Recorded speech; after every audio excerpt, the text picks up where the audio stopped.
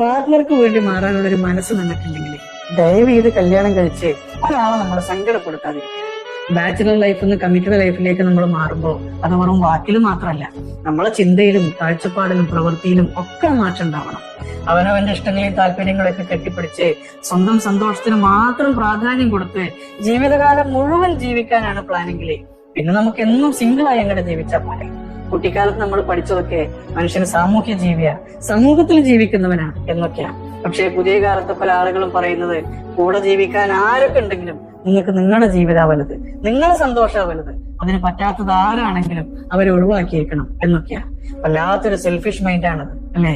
പ്രിയമുള്ളവരെ, കേൾക്കാൻ സുഖമുള്ള ഒരു ഫിലോസഫി അല്ല ജീവിതം, അത് പ്രാക്ടിക്കലാണ്.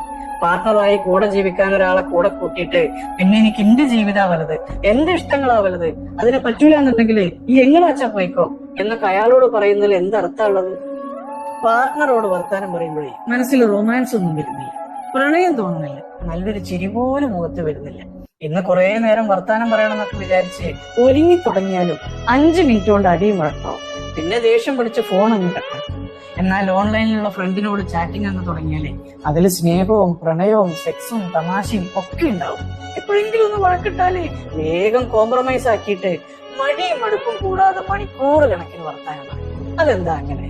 പ്രിയമുള്ളവരെ, അങ്ങാടിയിൽ ഒരു ഫ്രൂട്ട്സ് കടയിലെ ആപ്പിൾ ഓറഞ്ചൊക്കെ ഇങ്ങനെ അടുക്കി വെച്ചത് കാണുമ്പോ നമുക്ക് വാങ്ങി കഴിക്കാൻ തോന്നും.